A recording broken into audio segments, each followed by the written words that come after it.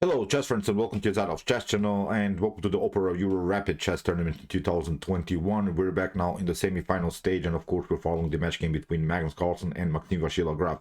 Yesterday, it was a clear win for Magnus Carlsen. I think Magnus Carlsen's performance was really great. Although he made a couple of inaccuracies, he had also a checkmate in two, which he missed in one game against Maxime Vachier-Lagrave. And Magnus Carlsen mentioned that he was a little bit disappointed when he didn't see this tactic. But still, it was, I think, a great and outstanding performance in the day one.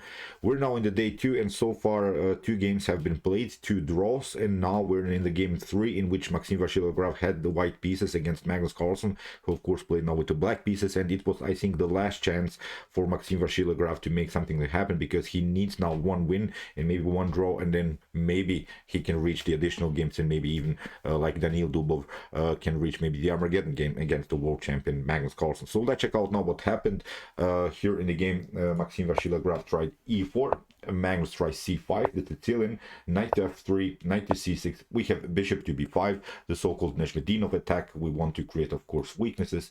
We want to play bishop takes c6, and here mess up a little bit black's pawn structure, doubling up pawns on the c file. So e6, we have castling by Maxime Vachier-Lagrave, and I think this next couple of moves were a good choice for Maxime. He has to be aggressive. There are lines, of course, in which you can take after the move castling. You could maybe take out the knight, but this will lead, I think, into a more positional battle, and that, of course, favors a little bit Magnus Carlsen. He's a great positional player. I think Magnus is very familiar with the possible lines after bishop takes c6.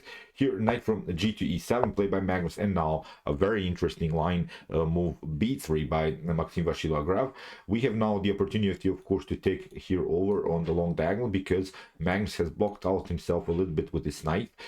Still has, of course, to play something like g6 and bishop to g7 in order to develop the dark square bishop. Here, knight to d4, played by Magnus Carlsen. Very interesting. What we have now is an imbalanced pawn structure after knight takes d4, c takes d4, and here Maxime attacks. And there is now a great way how Magnus can defend this pawn. First, he played the move a6, kicking away the bishop, because he wants to take over here and play with the knight on c6. Then he could have a good protection here with over the pawn on d4. So here, after the move knight to c6, let's stop and evaluate the position a little bit. So the pawn structure is asymmetrical. What we can notice now that white has the opportunity to play f4, f5. Pardon me. Here f4, f5, that's the main goal, maybe even e5. So it's obvious that white will coordinate the attack on the king side.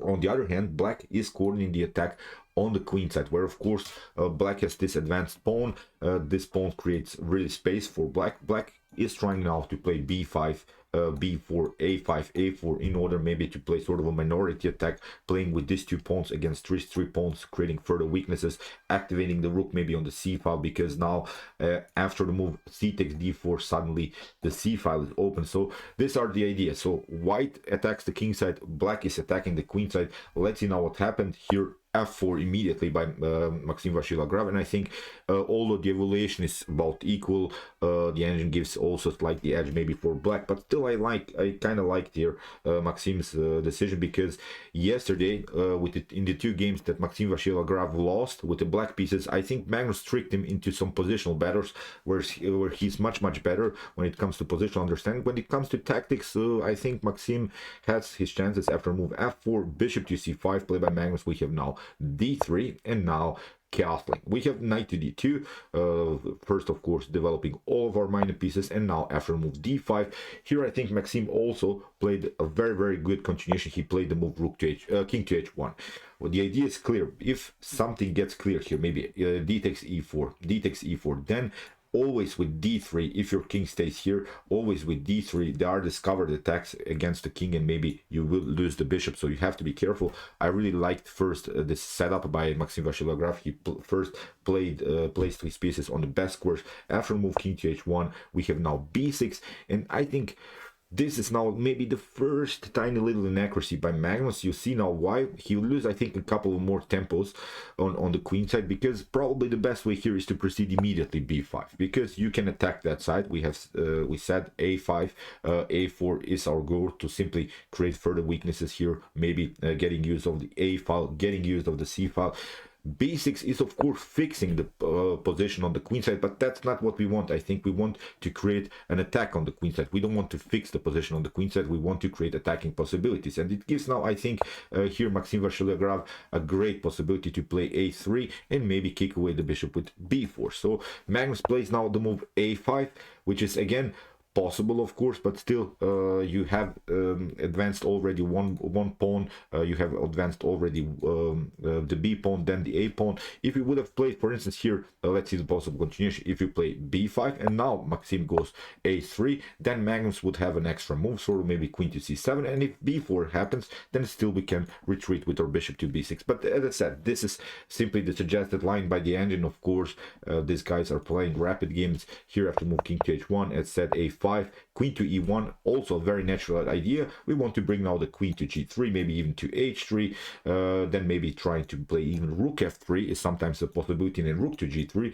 attacking with the heavy artillery here on the g and h file. These are also great attacking opportunities. Here Magnus took d takes e4, here d takes e4, also knight to e4 is a possibility, but again, I kind of like now today's game by Maxime. He played more dynamic. Then, of course, knight to d5 creates again a nice positional game. The d takes e4 creates, I think, a great dynamic game here. Two pawns are connected. We can play f5, e5. We can break through. We can try to search attacking possibilities. Bishop to b7, knight to f3 played by Maxime, and now queen to c7. Attacking the pawn on f4, Maxime Vachier-Lagrave advanced the pawn, and now comes a really critical moment of the game. It's really wild what happened now. Knight to e7 played by Magnus Carlsen. And pause the video and try to see now the best next move for Maxime Vachier-Lagrave. It's really incredible what Magnus did here, and the problem is now that this bishop is locked, and it's basically a lost game in one move here from Magnus Carlsen. Really wild stuff that the world champion missed this move. b4, a takes b4, and the bishop is trapped. Knight to f5 can be played, but now simply b takes c5, and I think from this point on in the top grandmaster you simply cannot do this game anymore. So b takes c5, we have c3 by Maxime. He just wants now to trade off more pieces.